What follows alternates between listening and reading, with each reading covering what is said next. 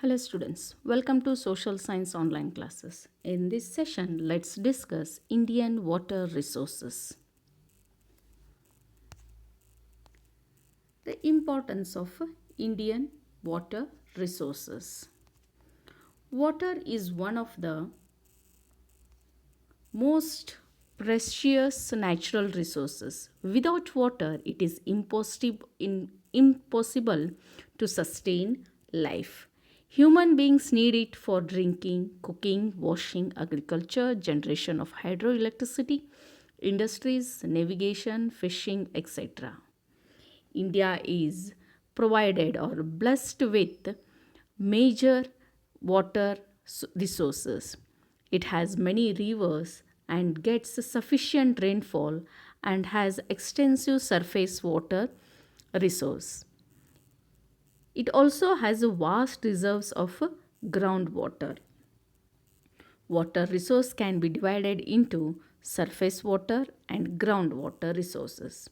The surface water resources are rainfall, rivers, lakes, tanks, and springs.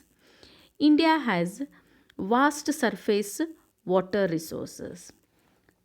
Now, major rivers of India. India has many river systems. They are natural resources of our country. The rivers are useful for irrigation, generation of tidal power, inland waterways, fishing, etc. The river system of India can be divided into two groups, that is, the rivers of North India and the rivers of peninsular India. First one, the rivers of North India. They are also the rivers of North India are also known as Himalayan rivers. The important rivers of North India are Indus, the Ganges, and the Brahmaputra. The river Indus, the river Indus or Sindhu rises near Mount Kailash. That is in Tibet. Initially, it flows north to westwards. It flows from north to westwards. Then it flows towards the southwest and enters Pakistan. Finally, it joins the Arabian Sea near Karachi. Look at the map here. It joins Arabian Sea near Karachi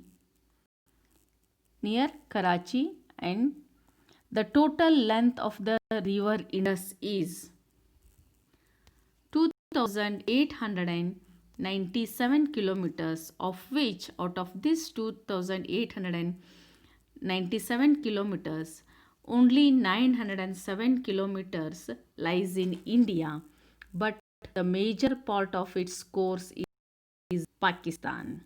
It receives many tributaries such as Jhelum, Chenab, Bias, Ravi, and Satluj. The Ganga River is the largest river of India and its length is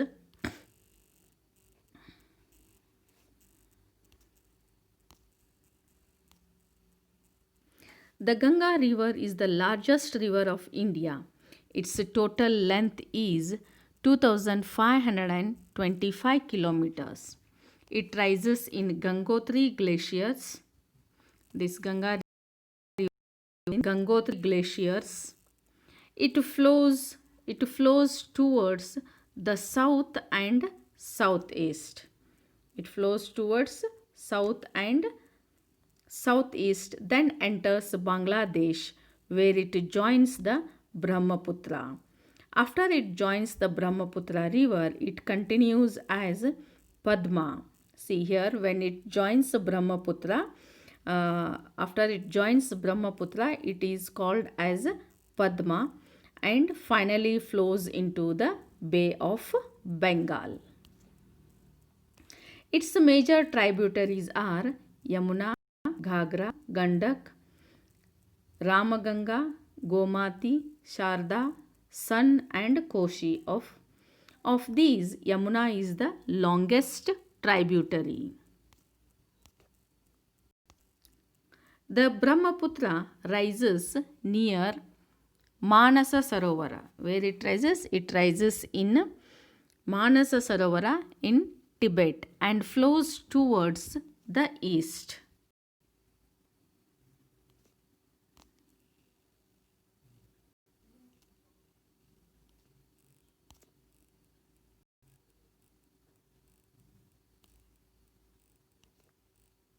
Okay. It flows towards the east. It enters India through a narrow gorge. Gorge means it's a pass. Pass we call it as a narrow pass. Okay. And it enters India through a narrow gorge in Arunachal Pradesh. Then it flows to the west and turns to the south in Bangladesh, where it joins the Ganga. Its length is 2580.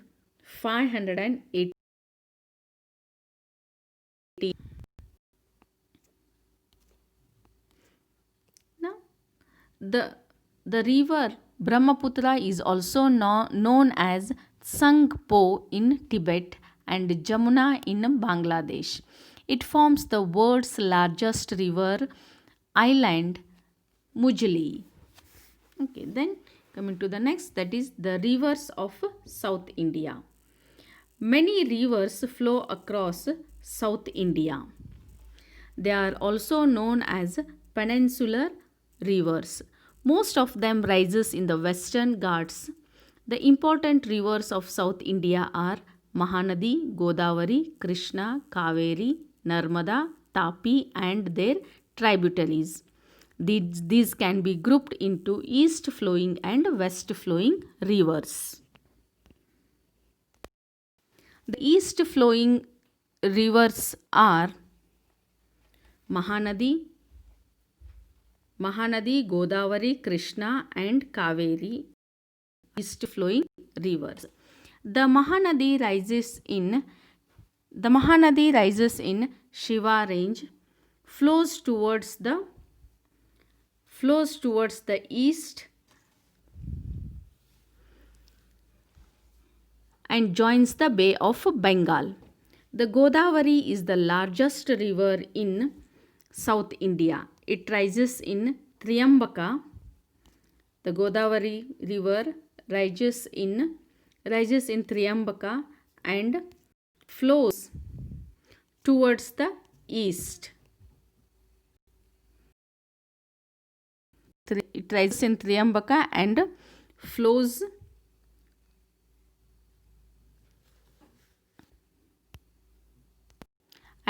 towards the east and joins the Bay of Bengal. River Krishna rises near Mahabaleshwar. Then it flows towards the southeast and joins the Bay of Bengal.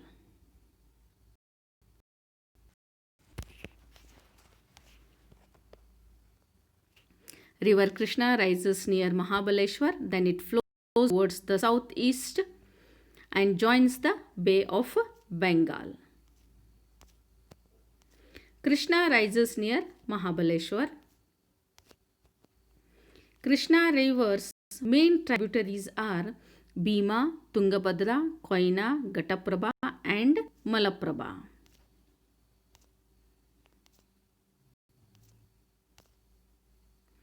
River Kaveri rises at Thalakaveri, that is in Kodagu, flows towards the east and joins the Bay of Bengal.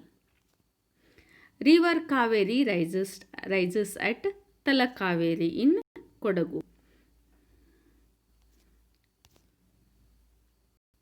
The Hemavati, Shimsha, Kabini, Arkavati, Lakshman Tirtha, Suvarnavati and Bhavani are the main tributaries of Kaveri. Hemavati Dam, Kabini, Arkavati, Lakshmana Tirtha, Suvarnavati.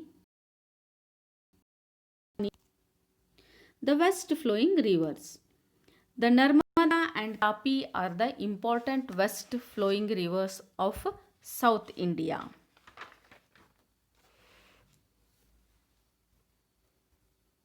River Narmada rises in the Amarakantaka hills and flows westwards.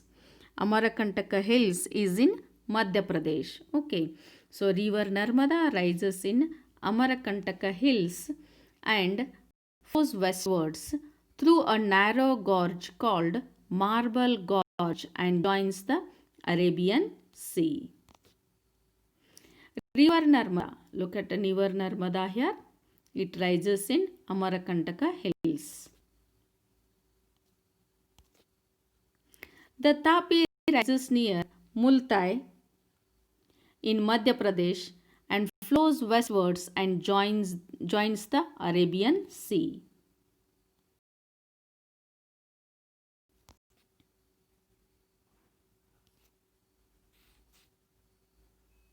Many other west flowing rivers are short and swift.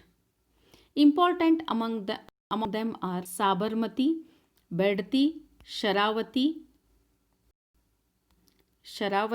Kali, Netravarti, and the Periyar.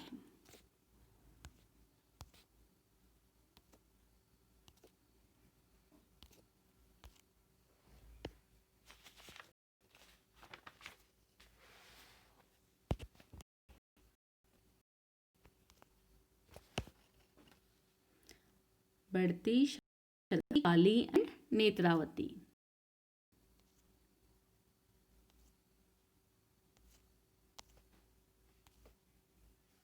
Next is irrigation. What is the meaning of irrigation then? The artificial supply of water for the purpose of agriculture is called as irrigation. It refers to the supply of water to agricultural land from rivers, reservoirs, tanks, or from underground sources. The need of irrigation in India. See, India is an agricultural country, therefore, it needs a regular and sufficient supply of water. Agriculture in India,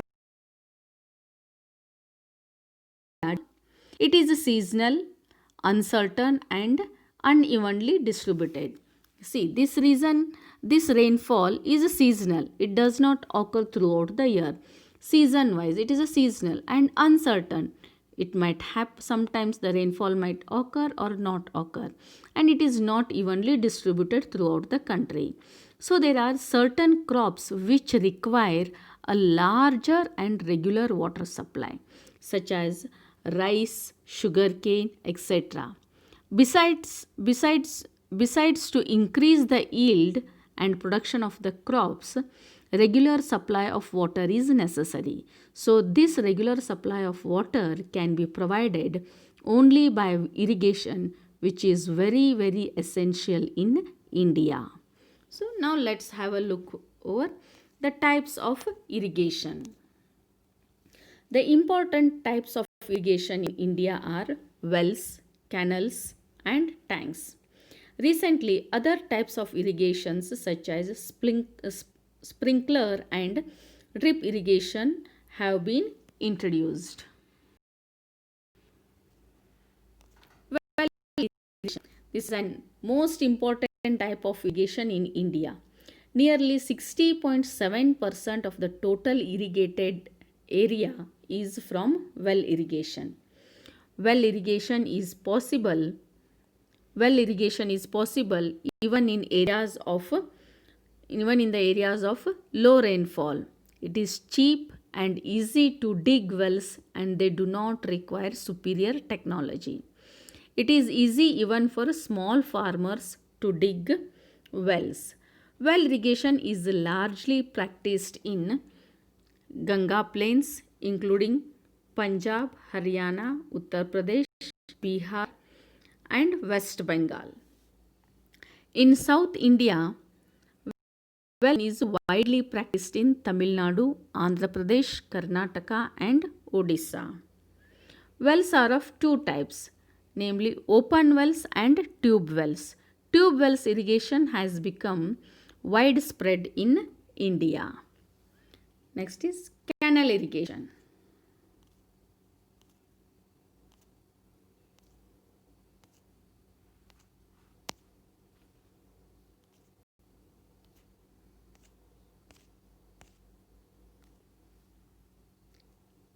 Canal irrigation. It has occupied the second place after well irrigation, accounts for about 27% of the total irrigated area. India has one of the world's largest canal systems. The government is responsible for construction and maintenance of the canal. Types of canals. One is inundation canals and perennial canals. Inundation canals. In inundation canals, water is drawn directly from the river without building dam. But in perennial canals, dams are constructed across the rivers and water is stored in the reservoirs and used for agriculture through canals. Canal irrigation is largely found in Uttar Pradesh, Punjab, Bihar, Madhya Pradesh, Rajasthan, Haryana, Andhra Pradesh, Gujarat, Tamil Nadu, Odisha, West Bengal and states. Next is tank irrigation.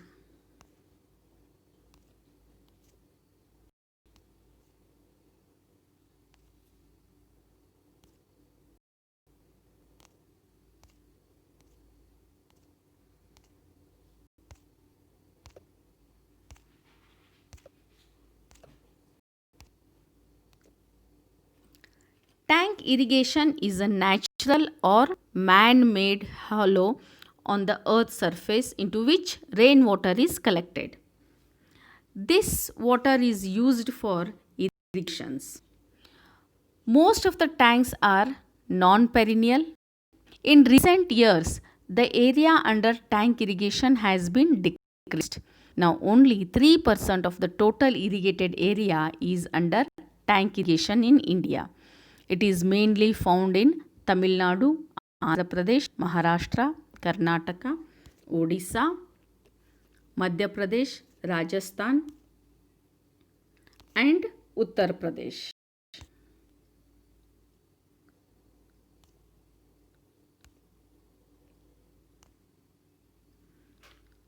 Okay, dear students. Now we shall wind up the session here. In the next session, we shall continue the chapter. Thank you and have a good day.